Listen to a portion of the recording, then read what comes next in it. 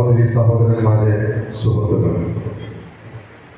67ാമത് വാർഷിക പൊതുയോഗത്തിനാണ് ഞാനും നിങ്ങളും സാക്ഷ്യം വഹിക്കുന്നത്.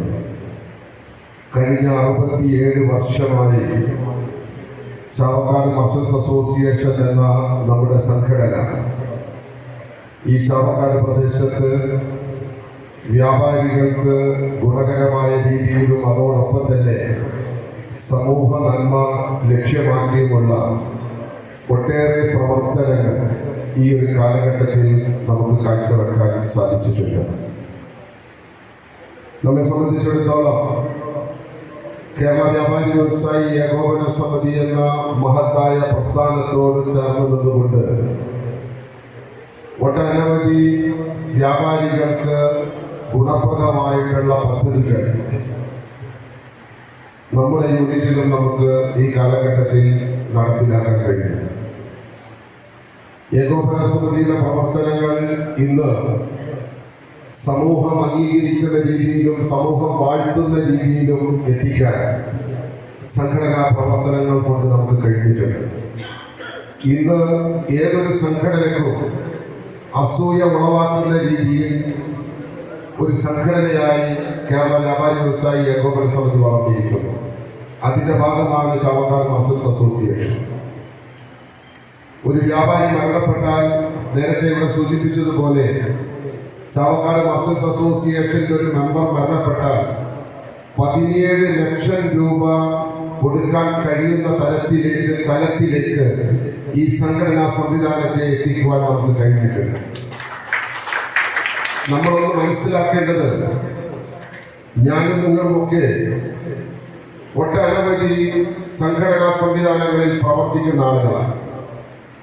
രാഷ്ട്രീയ പാർട്ടികളിൽ പ്രവർത്തിക്കുന്ന ആളുകളുണ്ട്, സാമൂഹിക സംഘടനകളിൽ പ്രവർത്തിക്കുന്ന ആളുകളുണ്ട്, സ്പോർട്സ് സംഘടനകളിൽ പ്രവർത്തിക്കുന്ന ആളുകളുണ്ട്, മത സാംസ്കാരിക സംഘടനകളിൽ പ്രവർത്തിക്കുന്ന ആളുകളുണ്ട്.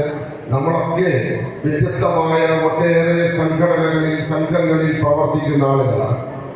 ഏതെങ്കിലും ഒരു സംഘടന നമ്മുടെ ജീവിതത്തെ കുറിച്ച് ചിന്തിക്കുന്നുണ്ടോ? നമ്മുടെ ജീവിതത്തിന് ശേഷം നമ്മുടെ കുടുംബത്തെ കുറിച്ച് ചിന്തിക്കുന്നുണ്ടോ? അതിനെക്കുറിച്ച് സംസാരിക്കുന്നുണ്ടോ? നിങ്ങളൊന്ന് ആലോചിച്ചു നോക്കും. നിങ്ങളും ഞാനും പ്രവർത്തിക്കുന്ന ഏതൊരു സംഘടനാ സംവിധാനവും ആ സംഘടനാ സംവിധാനത്തിന്റെ നിലനിൽപ്പിനായി എന്നെയും നിങ്ങളെയും ഉപയോഗപ്പെടുത്തുക എന്നുള്ളൊരു ജോലിയല്ലാതെ നമ്മുടെ ജീവനെ കുറിച്ചോ ജീവിതത്തെ കുറിച്ചോ നമ്മുടെ കുടുംബാംഗങ്ങളുടെ ജീവനെ കുറിച്ചോ ജീവിതത്തെ കുറിച്ചോ ഏതെങ്കിലും ഒരു സംഘടനാ സംവിധാനം സംസാരിക്കുന്നുണ്ടെങ്കിൽ, അതിനുവേണ്ടി പ്രവർത്തിക്കുന്നുണ്ടെങ്കിൽ, അത് ഒരേ ഒരു സംഘടനയാണ് കേരള വ്യാപാരി വ്യവസായി ഏകോപന സമിതി. മറ്റൊരു സംഘടനയും അതിനെ കുറിച്ച് സംസാരിക്കുന്നില്ല. മറിച്ച് നമ്മൾ എന്താ സംസാരിക്കുന്നത്? ഏകോപന സമിതിയുടെ ഒരു മെമ്പർ അയാൾ ജീവിച്ചിരിക്കുമ്പോൾ ഈ സംഘടന അയാളോടൊപ്പമുണ്ട്. മരിച്ചു കഴിഞ്ഞാൽ അയാളുടെ കുടുംബത്തോടൊപ്പം ഈ സംഘടനയുണ്ട്.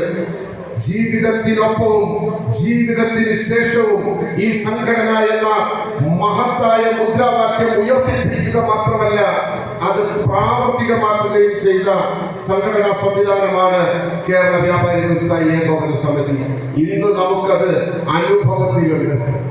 ഇന്ന് ഇതേ രീതിയിൽ ഭദ്രപ്രസ് പദ്ധതിയിൽ മരണപ്പെട്ട ഒരു കുടുംബത്തിന് നമ്മൾ 5 ലക്ഷം രൂപ കൈമാറുന്നുണ്ട്. നമുക്കറിയാം, ചാവക്കാട് ടൗണിൽ വലിയ തീപിടുത്തമുണ്ടായി 3 വ്യാപാര സ്ഥാപനങ്ങൾ പൂർണ്ണമായും കത്തിനശിച്ചു.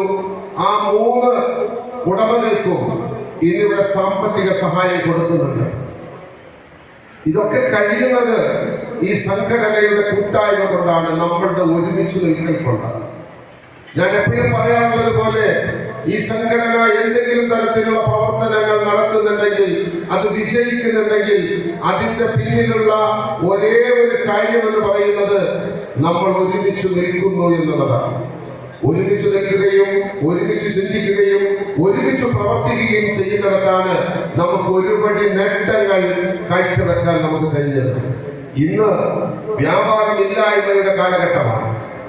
വ്യാപാരമില്ല എന്നുള്ളതാണ് ഓരോ വ്യാപാരിയും നേരിടുന്ന ഏറ്റവും വലിയ വെല്ലുവിളി. കഴിഞ്ഞ 5 വർഷങ്ങളുമായി നമ്മുടെ വ്യാപാരം അനുദിനം പുറകോട്ടാണ്, മുന്നോട്ടല്ല. 90% വ്യാപാരികളുടെയും വ്യാപാരം പുറകോട്ടാണ്, മുന്നോട്ട് പോകുന്നത് കാണുന്നില്ല. വലിയ പ്രയാസത്തിലാണ് ഓരോ വ്യാപാരിയും ഓരോ ദിവസവും തള്ളി നിൽക്കുന്നത്. വ്യാപാരത്തിന്റെ തോത് വർദ്ധിക്കുന്നില്ല. എന്തുകൊണ്ട് വർദ്ധിക്കുന്നില്ല? അതിന് ഒരുപടി കാര്യങ്ങളുണ്ട്, ഒരുപടി കാരണങ്ങളുണ്ട്. അതിൽ നമ്മൾ പറയുമ്പോൾ ഏറ്റവും പ്രധാനപ്പെട്ട കാര്യങ്ങളായിട്ട് ഓൺലൈൻ വ്യാപാരവും കുത്തക വ്യാപാരങ്ങളും ഒക്കെ നമ്മൾ കഴിഞ്ഞ കുറെ വർഷങ്ങളായിട്ട് സംസാരിച്ചു കൊണ്ടിരിക്കുന്ന വിഷയങ്ങളാണ്. പക്ഷേ നമ്മൾ ഇതിനൊക്കെ എത്രയൊക്കെ എതിർത്താലും, എത്രയൊക്കെ അതിനെതിരെ സംസാരിച്ചാലും, രാഷ്ട്രീയ പാർട്ടികളും ഈ സംഘടനയും ഒക്കെ, വ്യാപാര സംഘടനകളും ഒക്കെ തന്നെ ഇത്തരം പ്രവർത്തനങ്ങൾക്കെതിരെ, ഇത്തരം പ്രതിഭാസങ്ങൾക്കെതിരെ, ഇത്തരം നിയമങ്ങൾക്കെതിരെ ഒരുപടി സമരങ്ങൾ ചെയ്തു, ഒരുപടി സംസാരിച്ചു. എന്നിട്ടും കഴിഞ്ഞ 15 വർഷമായി ഇന്ത്യ മഹാരാജ്യത്ത് ഓൺലൈൻ വ്യാപാരവും കുത്തക വ്യാപാരവും വൻകിട മുതലാളിമാരുടെ ചെറുകിട വ്യാപാര മേഖലയിലേക്കുള്ള കടന്നു കയറ്റവും ഒക്കെ തന്നെ അനുസ്യൂതം തുടരുകയാണ്.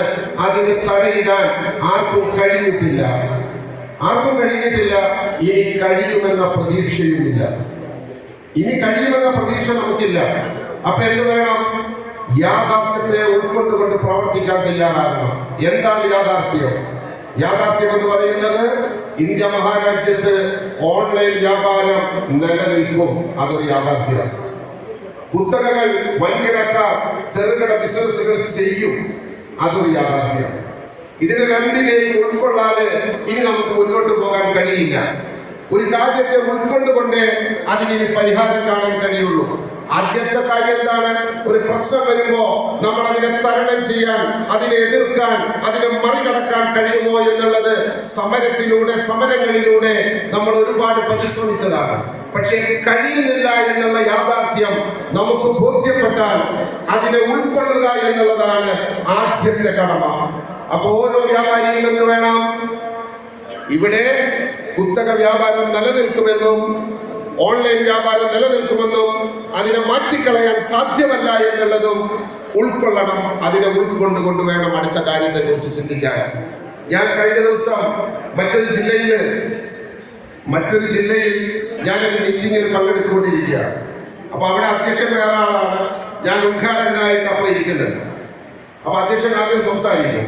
അപ്പൊ അദ്ദേഹം സംസാരിച്ചിട്ട് പറഞ്ഞു, എന്റെ മുന്നിൽ ഇരിക്കുന്ന നിങ്ങളെല്ലാവരും ഒരു പ്രതിജ്ഞ എടുക്കണം. എന്താണ് പ്രതിജ്ഞ? ഈ ഓൺലൈൻ കച്ചവടത്തിനെ കുറിച്ചൊക്കെ പറഞ്ഞിട്ടാണ്.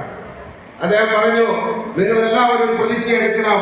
ആ പ്രതിജ്ഞ ഇതാണ്: ഞാനും നിങ്ങളും ഒന്നും ഇനി ഓൺലൈനിൽ നിന്ന് ഒന്നും വാങ്ങില്ല എന്നുള്ള പ്രതിജ്ഞ. അങ്ങനെ കേരളത്തിലെ മുഴുവൻ ആളുകളും, മുഴുവൻ വ്യാപാരികളും പ്രതിജ്ഞ എടുത്താൽ ഈ ഓൺലൈൻ കാലം നമുക്ക് ഒരു വിധത്തിൽ കെട്ടിക്കാൻ കഴിയുമെന്ന് അദ്ദേഹം പ്രസംഗിച്ചു. എല്ലാവരും വലിയ രീതിയിൽ കൈയടിച്ചു. പ്രതിജ്ഞ എടുക്കാൻ തയ്യാറായിട്ടുള്ള രീതിയിൽ അതിനെ പ്രോത്സാഹിപ്പിക്കുകയും ചെയ്തു. അത് കഴിഞ്ഞിട്ട് ഞാൻ സംസാരിക്കാൻ വന്നപ്പോൾ ഞാൻ എന്റെ സംശയം പറഞ്ഞു. ഇവിടെ കൈയടിച്ചവരിൽ 90% 50 വയസ്സ് കഴിഞ്ഞ ആളുകളാണ്. ഇവരൊന്നും ഓൺലൈനിൽ നിന്ന് കാര്യമായിട്ടൊന്നും പർച്ചേസ് ചെയ്യുന്നില്ല. പർച്ചേസ് ചെയ്യുന്നത് ആരാ? ഇവരുടെ മക്കളാണ് പർച്ചേസ് ചെയ്യുന്നത്, നമ്മുടെ മക്കളാണ് പർച്ചേസ് ചെയ്യുന്നത്. നമ്മൾ വാങ്ങില്ല എന്ന് പ്രതിജ്ഞ എടുത്തത് കൊണ്ട് നിൽക്കുന്നതല്ല ഓൺലൈൻ വ്യാപാരം. മക്കളെ തടയാൻ എത്ര ആൾക്ക് കഴിയും? ഇത് ഞാൻ അവരോട് ചോദിച്ചു. ഒരാളൊരു അക്ഷരം ഉണ്ണിയില്ല. ഞാൻ പറഞ്ഞു, നിങ്ങൾ ചെയ്യുന്നതെന്താ? വീട്ടിൽ പോയാല് ചിലപ്പോ മകന് ഷൂ എടുത്ത് കാണിച്ചിട്ട് പറയും, പപ്പ ഇത് ഞാൻ ഓൺലൈനിൽ നിന്ന് വാങ്ങിയതാണ്, ഇതിന് 500 രൂപയാണ് മാർക്കറ്റിംഗ് വില, എനിക്ക് 200 രൂപ ഓൺലൈനിൽ നിന്ന് കിട്ടി എന്ന് പറഞ്ഞാൽ അവന്റെ തോളത്ത് തട്ടി അവനെ അഭിനന്ദിക്കുന്ന നിങ്ങൾ ഇവിടെ ഇരുന്ന് പ്രതിജ്ഞ എടുത്തിട്ട് എന്താണോ കാര്യമെന്ന് ഞാൻ ചോദിക്കുകയുണ്ടായി. ഒരു കാര്യമില്ല. മറിച്ച് എത്ര വ്യാപാരികൾ പറഞ്ഞിട്ടുണ്ട്, മക്കൾ ഇങ്ങനെ കാണിക്കുമ്പോ മോനെ ഇതൊക്കെ വാങ്ങണ്ടായിരുന്നു. നമ്മുടെ ഇവിടെ ഒരുപാട് ഫുട്വെയർ ഉണ്ടല്ലോ, ഒരുപാട് ചെരുപ്പ് കടകളുണ്ടല്ലോ, നമുക്ക് അവിടെ പോയി വാങ്ങിയാൽ ഈ വിലക്കൊക്കെ കിട്ടുമല്ലോ എന്ന് എത്ര കച്ചവടക്കാരൻ സ്വന്തം മക്കളെ ഉപദേശിച്ചിട്ടുണ്ട്. സ്വയം ഒന്ന് ആത്മവിശ്വാസം നടത്തിയാൽ മതി. അപ്പൊ ആ പണി നടക്കില്ല എന്നുള്ളത് നമുക്ക് ബോധ്യപ്പെടും. എപ്പോ ബോധ്യപ്പെടും? സ്വയം ആത്മവിശ്വാസം നടത്തിയവരും. ഓരോ വീട്ടിലും നിന്ന് 2-3 തവണ ഓൺലൈൻ ബാങ്ക് ആളുകൾ കയറി ഇറങ്ങുന്നത് നമ്മൾ കാണുന്നുണ്ട്. നമുക്ക് തടയാൻ കഴിയുന്നില്ല. എന്റെ അഭിപ്രായത്തിൽ അത് തടയാൻ കഴിയില്ല. എന്തുകൊണ്ടാണ്? മക്കൾ അനുസരണ ഇല്ലാത്തവരായതുകൊണ്ടാണോ? അല്ല. അവരുടെ കാലഘട്ടത്തിൽ അവർക്ക് കിട്ടുന്ന ഒരു ആനുകൂല്യമാണ്, അവരുടെ കാലഘട്ടത്തിലുള്ള പുതിയ സംവിധാനമാണ്. അതിനെ എതിർക്കാൻ നമുക്ക് അവകാശമില്ല എന്ന് ഞാൻ പറയും. കാരണം നമ്മുടെയൊക്കെ ചെറുപ്പത്തില് ഈ മാർക്കറ്റില് ഉൽപ്പന്നങ്ങൾ അങ്ങോട്ടും ഇങ്ങോട്ടും കൊണ്ടുപോയിരുന്നത് കാളവണ്ടികളല്ല. പിന്നീട് മോട്ടോർ വാഹനങ്ങളും മുച്ചക്ര വാഹനങ്ങളും എഞ്ചിൻ ഘടിപ്പിച്ച വാഹനങ്ങളൊക്കെ വന്നു. നമ്മുടെ മുൻഗാമികൾ, നമ്മുടെ പിതാക്കന്മാർ നമ്മളോട് പറഞ്ഞിട്ടില്ല, കാളവണ്ടിക്കാരുടെ പണി പോകും, അതുകൊണ്ട് താനിന് ലോറിയിലും ബസ്സിലൊന്നും കൊണ്ടുപോകണ്ട, കാളവണ്ടിയിലൊക്കെ കൊടുത്താൽ മതിയെന്ന് ഏതെങ്കിലും അച്ഛന്മാര് നമ്മൾ ഉപദേശിച്ചിട്ടുണ്ടോ? നമ്മൾ മാറിയില്ലേ? അപ്പൊ ഓരോ കാലഘട്ടത്തിലും ആ കാലഘട്ടത്തിൽ ഉണ്ടാകുന്ന ആനുകൂല്യങ്ങൾ, ആ ആനുകൂല്യങ്ങൾ അനുഭവിക്കാൻ ആ കാലഘട്ടത്തിൽ ജനിച്ചു വളരുന്നവർക്ക് അവകാശമുണ്ട്, അധികാരമുണ്ട്. അതുകൊണ്ടാണ് ഞാൻ ആദ്യം പറഞ്ഞത്, അതിലങ്ങനെ ഉറച്ചു വിശ്വസിച്ചോ ഇതൊക്കെ ഇവിടെ നിലനിൽക്കും. അപ്പൊ കച്ചവടം ഇല്ല. കച്ചവടമില്ലായ്മയെ കുറിച്ച് പറയുമ്പോ എനിക്ക് ആദ്യം നിങ്ങളോട് ഒരു ഉപദേശം തരാനുള്ളത്, ഈ കച്ചവടമില്ല എന്ന് പറയുന്ന പണി നിങ്ങൾ നിർത്തണം, നിർബന്ധമായി നിർത്തണം. ഞാൻ ഇടയ്ക്ക് അക്ബറിനോട് ചോദിക്കും, ഡാക്ടർ കച്ചവടം എങ്ങനെയുണ്ട്? വളരെ മോശം പ്രശ്നമില്ല. ആരോട് ചോദിച്ചാലും കസ്റ്റഡി. ഇത് എന്നോട് പറയുന്നത് കുഴപ്പമില്ല. നേരെ കുറിച്ച് ഏതൊരു അപരിചിതൻ, ഏതൊരു സ്ട്രേഞ്ചർ വന്ന് നിങ്ങളോട് ചോദിച്ചാലും എങ്ങനെ കച്ചവടം വളരെ മോശം, വളരെ മോശം. ഇതുകൊണ്ട് എന്തെങ്കിലും നേട്ടം? കഴിഞ്ഞ 10, 15, 20 വർഷമായിട്ട് കച്ചവടം ചെയ്യുന്ന നിങ്ങള് കഴിഞ്ഞ 4-5 വർഷമായി നിരന്തരമായി പോകുന്നവരും വരുന്നവരും കാണുന്നവരോടും ഒക്കെ പറഞ്ഞുകൊണ്ടിരിക്കുന്നു എന്റെ കച്ചവടം മോശമാണെന്ന്. എന്നിട്ട് നിങ്ങൾക്ക് എന്ത് നേട്ടമാണ് ഉണ്ടായത്? എന്തെങ്കിലും നേട്ടം ഉണ്ടായോ? കച്ചവടം മോശമാണെന്ന് ഒരു പലചരക്ക് കടയിൽ വന്നിട്ട് 2 കിലോ പഞ്ചസാര വാങ്ങുന്ന ആളോട് നിങ്ങൾ പറയാണ് കച്ചവടം എങ്ങനെയുണ്ട്? കച്ചവടം വളരെ മോശമാണ്. എന്നാ പിന്നെ ഇയാളുടെ കച്ചവടം മോശമല്ലേ, 2 കിലോ പോരാ, ഒരു 5 കിലോ പഞ്ചസാര എടുത്തോന്ന് ഏതെങ്കിലും ഒരു ഉപഭോക്താവ് നിങ്ങളോട് പറഞ്ഞിട്ടുണ്ടോ? എന്നാ പിന്നെ ഗുണങ്ങളിൽ പറച്ചില്ലേ. മറിച്ച് ദോഷമാണ് ഉണ്ടാകുന്നത്. മറിച്ച് എന്താ ദോഷം ഉണ്ടാകുന്നത്?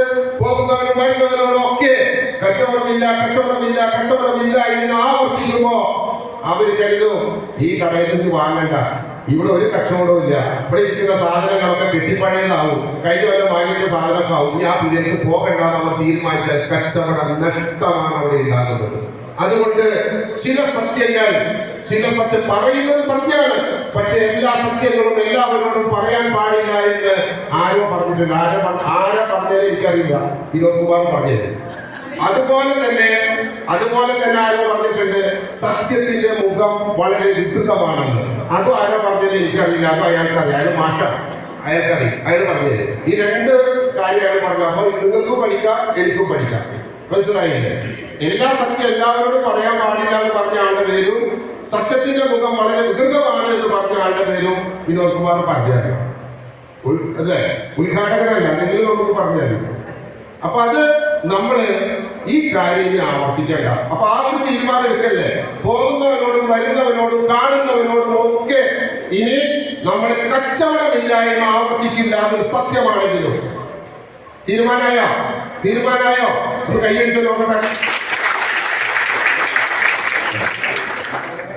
2 ആളുകളോട് ഇത് പറയണം, അതും നിർബന്ധമാണ്. ഈ കച്ചവടമില്ലായ്മ 2 ആളുകളോട് നിങ്ങൾ പറയണം. ആരോടൊക്കെയാ? ഭാര്യയാണ് കച്ചവടം ചെയ്യുന്നതെങ്കിൽ ഭർത്താവിനോട് നിർബന്ധമായും കച്ചവടത്തിന്റെ വിശേഷങ്ങൾ പറഞ്ഞിരിക്കണം. ഭർത്താവാണ് കച്ചവടം ചെയ്യുന്നതെങ്കിൽ ഭാര്യയോട് നിർബന്ധമായും കച്ചവടത്തിന്റെ വിശേഷങ്ങൾ പറഞ്ഞിരിക്കണം. അതാണ് ഒന്നാമത്തെ ആൾ. രണ്ടാമത്തെ ആളാരാ? ഒന്ന് പറഞ്ഞേ, ഒന്ന് ആലോചിച്ച് നോക്കിയേ, ആരായിരിക്കും രണ്ടാമത്തെ ആള്? പടച്ച തമ്പുരാനോട് പറയണം, എന്റെ കച്ചവടം വളരെ മോശമാണ്, എന്നെ സഹായിക്കണേ തമ്പുരാനെ എന്ന്. തമ്പുരാനോടും സ്വന്തം പാർട്ട്നറോടും മാത്രമേ ഇനി മുതൽ ചാവക്കാട് മർച്ചന്റ് അസോസിയേഷന്റെ ഒരൊറ്റ മെമ്പറും കച്ചവടമില്ല എന്ന് ഷെയർ ചെയ്യാൻ പാടുള്ളൂ. വേറെ ആളും പറഞ്ഞോളൂ. ഒരു ഗുണമില്ലാത്ത കാര്യങ്ങൾ പറഞ്ഞു വിട്ട് കാര്യമില്ല. ഈ കാര്യം കൊണ്ട് വേറൊരു കുഴപ്പമുണ്ട്. ചില ആളുകൾ എന്നെ വിളിച്ചിട്ട് പറയും, പ്രസിഡന്റ് എന്റെ കാലശേഷം പീഡിയ കൂട്ടേണ്ടി വരും. അതെന്താണ്ടോ? മക്കൾക്കൊന്നും ഒരു താല്പര്യമില്ലേ? മക്കൾക്കൊന്നും ഒരു താല്പര്യമില്ല. ഞാൻ ഇങ്ങോട്ടുള്ള കാലൊക്കെ എങ്ങനെയെങ്കിലൊക്കെ അല്ലേ പറഞ്ഞ ആൾക്കാരോട് ഇരിക്കുന്നുണ്ട്. ഞാനിപ്പോ കാണിച്ചു തരുന്നില്ല. ചിലർ കൈ കാലൊക്കെ പൊക്കുന്നുണ്ട്. അപ്പൊ ഈ ഇത് ഇവിടുന്ന് മാത്രമല്ല, ജില്ലയുടെ സംസ്ഥാനത്തിന്റെ വിവിധ ഭാഗങ്ങളിൽ നിന്ന് ഒട്ടനവധി വ്യാപാരികൾ എന്നോട് പറഞ്ഞിട്ടുള്ളൊരു ഡയലോഗാണ്, പ്രസിഡന്റ് എന്റെ കാലവരക്കിലുണ്ടാവും, മോൾക്ക് ഒരു താല്പര്യമില്ല. എന്തുകൊണ്ട് താല്പര്യമില്ലാതായി എന്ന് നിങ്ങൾ ചിന്തിക്കണം. എന്തുകൊണ്ടാണ് താല്പര്യമില്ലാതായത്? എന്തുകൊണ്ടായിരിക്കും? നിങ്ങൾ അവന് ബോധം വെച്ച നാൾ മുതൽ, അവൻ ഓർമ്മ വെച്ച നാൾ മുതൽ അവൻ കേൾക്കുകയാണ് നിങ്ങൾ വീട്ടിലിരുന്ന് പറയുന്നത്. ഭയങ്കര കഷ്ട, ഒരു കാര്യമില്ലാതെ ഇതിനവനെ പോയി ഈ നേരം വരെ ഇരുന്ന് ഒരു കാര്യമില്ല, ഒരു ഉപകാരമില്ല. ഇന്നും കണ്ട ചെറുത് ചെറുത് ആകെ കുഴപ്പം. ഇത്ര കുഴപ്പം പിടിച്ചൊരു പണി നിങ്ങളുടെ ആർക്കും കൊടുക്കരുത്. ഇങ്ങനൊരു പണി ഇതല്ലേ നിങ്ങൾ വീട്ടിൽ പറയുന്നത്? ഇതല്ലേ നിങ്ങൾ വീട്ടിൽ പറയുന്നത്? പിന്നെ എങ്ങനെയാണ് മക്കൾ കച്ചവടത്തിലേക്ക് വരിക? കച്ചവടത്തിനെ കുറിച്ച് നല്ലതെന്തെങ്കിലും നിങ്ങൾ മക്കളോട് പറഞ്ഞിട്ടുണ്ടോ? മോനെ നിന്നെ 6 അടി എളുപ്പത്തിൽ വളർത്തി വലുതാക്കിയത് ഈ കച്ചവടത്തിൽ നിന്ന് ലഭിച്ച വരുമാനം കൊണ്ടാണ്. അപ്പനെ വീടുണ്ടാക്കിയത് ഈ കച്ചവടത്തിൽ നിന്ന് ലഭിച്ച വരുമാനം കൊണ്ടാണ്. നിന്നെ പഠിപ്പിച്ചത്, നിന്റെ സഹോദരന്മാരെ പഠിപ്പിക്കുന്നത്, സഹോദരിമാരെ പഠിപ്പിക്കുന്നത്, ഞാനും നീയും നിന്റെ അമ്മയും നമ്മളൊക്കെ അടങ്ങുന്ന കുടുംബം ജീവിക്കുന്നത് ഈ കച്ചവടത്തിൽ നിന്നാണ് മകനെ എന്ന് എത്ര മാതാപിതാക്കൾ സ്വന്തം മക്കളോട് പറഞ്ഞിട്ടുണ്ട്. ഈ ഇല്ലായ്മയല്ലാതെ അങ്ങനെ നിങ്ങൾ പറയാൻ തുടങ്ങിയാൽ തീർച്ചയായും മക്കൾക്ക് കച്ചവടത്തോടൊപ്പം താല്പര്യം തോന്നും. താല്പര്യം തോന്നിയാൽ ഗുണമുണ്ട്. നിങ്ങളുടെ ബുദ്ധിയല്ല അവർക്ക്, നിങ്ങളുടെ വിദ്യാഭ്യാസമല്ല അവർക്ക്. അവർ ഈ കാലഘട്ടത്തിന്റെ മക്കളാണ്. നിങ്ങളുടെ കച്ചവട സ്ഥാപനത്തിൽ എന്ത് മാറ്റങ്ങൾ വരുത്താൻ കഴിയുമെന്ന് അവർ കൂടി ചിന്തിച്ചാൽ നിങ്ങളുടെ കച്ചവടത്തിന്റെ ഗതി മാറും. കച്ചവടത്തിന്റെ ഗതി മാറാൻ എന്താ വേണ്ടത്? ആദ്യം ആക്സെപ്റ്റ് ചെയ്യുക. ഈ കാലഘട്ടത്തിൽ ഇതൊക്കെ നിലനിൽക്കുന്നുണ്ട്, ഓൺലൈൻ നിലനിൽക്കുന്നുണ്ട്. ലോകം കൈവെള്ളയിൽ നിങ്ങൾ കയ്യിൽ കൊണ്ട് നടക്കുന്ന കൊച്ചു മൊബൈൽ ഫോണിൽ ലോകം കാണുന്ന കാലഘട്ടത്തിൽ ജീവിക്കുന്നവരാണ് നമ്മള്. അപ്പൊ എന്ത് വേണം? മക്കളെ വിശ്വാസത്തിലെടുത്ത് മക്കളോട് നല്ലത് പറഞ്ഞ് കച്ചവടം അഭിവൃദ്ധിപ്പെടുത്താൻ അവരുടെ കൂടെ ഉപദേശം തേടിയാൽ ഒരു പക്ഷേ നമുക്കൊക്കെ ഗുണമുണ്ടാവും. ഞാൻ പരീക്ഷിച്ച് വിജയിച്ചിട്ടുള്ള കാര്യം നിങ്ങളോട് പറയുന്നത് മനസ്സിലായോ? ഞാൻ പരീക്ഷിച്ച് വിജയിച്ചിട്ടുള്ള കാര്യം ഞാൻ പറയുന്നത്. കാരണം എന്താ? അവർ ഈ കാലഘട്ടത്തിന്റെ വാർത്താക്കളാണ്. പലതും അവർക്ക് ചെയ്തു തരാൻ കഴിയും. നമ്മൾ ചെയ്യുന്ന മറ്റൊരബദ്ധം ഈ ഇല്ലായ്മൊക്കെ പറഞ്ഞിങ്ങനെ ഇരിക്കാന്നല്ലാതെ നമ്മുടെ കച്ചവടം വർദ്ധിപ്പിക്കാൻ നമ്മൾ എന്ത് ചെയ്തു? കച്ചവടം വർദ്ധിപ്പിക്കാനായിട്ട് എന്തെങ്കിലും ചെയ്യുന്നുണ്ടോ? ഇരിക്കലെപ്പോഴും ആ പഴയ പടി ആ ഒരു വട്ടേ ത്രാസ് ഉണ്ട്. ത്രാസ് എന്ന് പറയുന്ന സൂര്യാണുള്ള ത്രാസ്, അതിപ്പോഴും മാറ്റാത്ത കച്ചവടക്കാരും ചാവക്കാരുണ്ട്. നിങ്ങളൊന്ന് ആലോചിച്ച് നോക്കും. 140 കിലോമീറ്റർ സ്പീഡിൽ ഓടുന്ന കാലഘട്ടം. ആ കാലഘട്ടത്തിൽ ഉൽപ്പന്നം വാങ്ങാൻ വരുന്ന ആളുക ഏറ്റവും ആധുനിക കാലത്ത് ജനിച്ചു വളർന്നവൻ 15 വയസ്സും 14 വയസ്സുള്ള പിള്ളേര് 2 കിലോ പഞ്ചസാര വാങ്ങാൻ വരുമ്പോ ആ പഞ്ചസാര സഞ്ചിയില് 2 കോടിട്ടിട്ട് താഴെ വെക്കും. 2 കിലോയുടെ കട്ടിട്ട് അപ്പുറം വെക്കും. ഒരു 5 മിനിറ്റ് ഈ സൂചി ഇങ്ങനെ ആടിക്കൊണ്ടിരിക്കും. ഈ വന്നവൻ പിന്നെ ജമ്പത്ത് നിങ്ങളുടെ കടയിൽ വരില്ല. കാരണം 10 മിനിറ്റ് സൂചി ആണെന്ന് കണ്ടു നിൽക്കാൻ ആരാടോ വരിക. അപ്പൊ മാറേണ്ടത് മാറ്. എന്നിട്ട് കച്ചവടം വർദ്ധിപ്പിക്കാൻ വേണ്ടി ഒരു ചെറിയ സൂത്രം നമ്മൾ സമയബന്ധിതമായിട്ട് നടത്തണേട്ടോ. ഞാൻ നിർത്തുക. ഒരു ചെറിയ സൂത്രം. ഈ വ്യാപാര രംഗത്ത് ഒരുപാട് പ്രതിസന്ധി പ്രശ്നമൊക്കെ ഉണ്ടെന്ന് വിനോദ് കുമാർ സംസാരിക്കും. ഒരു ചെറിയ സൂത്രം ഞാൻ പറഞ്ഞുതരാം. അതായത് ഇന്ന് ഞാൻ പറഞ്ഞ ഈ മൊബൈൽ ഫോണിൽ പല സൂത്രങ്ങളുണ്ട് അല്ലേ? ഓൺലൈൻ വ്യാപാരം എന്ന് പറയുന്ന സൂത്രം മുഴുവൻ ഇരിക്കുന്നത് ഇതിനകത്താണ്. ഇതിലാണ് ഓർഡർ കൊടുക്കുന്നത്, ഇതിലാണ് പണം അടക്കുന്നത്. നമ്മുടെ വ്യാപാരത്തിൽ നമ്മൾ എന്തെങ്കിലും പരീക്ഷിച്ചോ? ചില ആളുകൾ പരീക്ഷിക്കുന്നുണ്ട്, അവർ വിജയിക്കുന്നുണ്ട്. വെറുതെ ഒരു വാട്സപ്പ് കൂട്ടായ്മ ഉണ്ടാക്കിയിട്ട് കുറെ വാട്സപ്പ് നമ്പറുകൾ വെച്ചിട്ട് കുറെ ഉൽപ്പന്നങ്ങളുടെ ഫോട്ടോ എടുത്ത് വസ്ത്രവ്യാപാരികൾക്കൊക്കെ പരീക്ഷിക്കാം. ഉൽപ്പന്നത്തിന്റെ ഫോട്ടോ എടുത്ത് അതിലിട്ട് അതിന്റെ പ്രൈസ് അതിൽ എഴുതി അത് ഓൺലൈനിൽ വിൽക്കാൻ നമുക്കും കഴിയും. ശ്രമിക്കുന്നില്ല. അപ്പൊ പറയും എനിക്കത്ര വലിയ വിദ്യാഭ്യാസമല്ല, ഫോണിലെ 2 ബട്ടൺ മാത്രമേ എനിക്കറിയുള്ളൂ, ഒന്ന് ചുവപ്പ് ഒന്ന് പച്ച, വേറെ ഒരു കാര്യമൊന്നുമില്ല. പിന്നെ എന്തിനാണ് കൊണ്ടുപോയിട്ട് അത് മോൻ വിളിച്ചതാണ് മറിച്ചു. അല്ലാതെ എന്താ ചെയ്യാ? മാറില്ല എന്ന് ചടിക്കുന്നവരെ മാറ്റാൻ കഴിയില്ല. പക്ഷേ ഞാനും നിങ്ങളൊന്ന് ഓർക്കണം. ഞാൻ പറഞ്ഞ ഈ കാലഘട്ടത്തിന്റെ മക്കൾ ഭയങ്കര വിവരവും വിദ്യാഭ്യാസവും ആധുനിക ചിന്താഗതിയുമുള്ള മക്കളാണ്. പക്ഷെ അവരെയും കടത്തിലെത്തുന്ന ബുദ്ധിയുള്ളവരാണ് ഞാനും നിങ്ങളും. എന്തുകൊണ്ടാണെന്നറിയോ? നമ്മള് 50 വർഷങ്ങൾക്ക് മുൻപ് ജനിച്ച ആളുകളാ, 55 വർഷങ്ങൾക്ക് മുൻപ് ജനിച്ച ആളുകളാ, 60 വർഷങ്ങൾക്ക് മുൻപ് ജനിച്ച ആളുകളാണ്. ആ കാലഘട്ടത്തിന്റെ പ്രത്യേകത എന്താണ്? ഇല്ലായ്മയാണ് ആ കാലഘട്ടത്തിന്റെ പ്രത്യേകത. 50 വർഷങ്ങൾക്ക് മുൻപ്, 60 വർഷങ്ങൾക്ക് മുൻപ് ചിന്തിച്ചാൽ ഇല്ലായ്മയുടെ കാലഘട്ടം. ഒന്നുമില്ല, മോട്ടോർ വാഹനങ്ങളില്ല, ആവശ്യത്തിന് ഭക്ഷണങ്ങളില്ല, ആവശ്യത്തിന് റോഡുകളില്ല, ഒരു സൗകര്യവും ഇല്ലാത്ത കാലഘട്ടത്തിൽ ജനിച്ച് അതിനെയൊക്കെ ഇല്ലായ്മകളിൽ നിന്ന് വലിയ രീതിയിൽ വളർത്തിയെടുക്കാൻ ഈ രാജ്യത്തോടൊപ്പം സഞ്ചരിച്ച ആളുകളാണ് 50 വയസ്സിലുള്ള മുഴുവൻ ആളുകളും. എവിടെ നിൽക്കുന്നു? ആധുനിക കാലഘട്ടത്തിൽ, AI സാങ്കേതിക വിദ്യയുടെ കാലഘട്ടത്തിൽ, ആർട്ടിഫിഷ്യൽ ഇന്റലിജൻസിന്റെ കാലഘട്ടത്തിൽ നമ്മൾ എത്തി നിൽക്കുകയാണ്. ആ കാലഘട്ടവും കണ്ടു, ഈ കാലഘട്ടവും കണ്ടുവെങ്കിൽ അവരെക്കാൾ ഒരുപാട് ചെയ്യാൻ, ഒരുപാട് പ്രവർത്തിക്കാൻ നമുക്ക് കഴിയുമെന്നുള്ള ആത്മവിശ്വാസമെങ്കിലും ഇവിടെ വന്ന എന്റെ സുഹൃത്തുക്കൾക്ക് ഉണ്ടാവണം. ഒരു ചെറിയ കാര്യം പറയാം, ഒന്നും ചെയ്യണ്ട. ഇവിടെ ഇരുന്ന് പറയാനാണ് നടത്തുന്ന ഒരാള്. നിങ്ങള് സാങ്കേതികത പഠിക്കണ്ട, മൊബൈൽ ഫോൺ ഉപയോഗിക്കേണ്ട, ഗ്രൂപ്പ് ഉണ്ടാക്കണ്ട. ഒരു തുണ്ട് കടലാസ് ഈ നോട്ടീസ് എടുത്ത് വെട്ടിക്കോ. ഈ നോട്ടീസ് എടുത്ത് വെട്ടിയിട്ട് അതിന്റെ പുറത്ത് സ്വന്തം പേരും ഒരു 50 കഷ്ണാക്കിയിട്ട് 50 തുണ്ട് കടലാസിന് സ്വന്തം പേരും സ്വന്തം മൊബൈൽ നമ്പറും ചുറ്റുവട്ടത്തിൽ ഒരു 50 വീട്ടിൽ കൊണ്ടേ കൊടുക്കുക.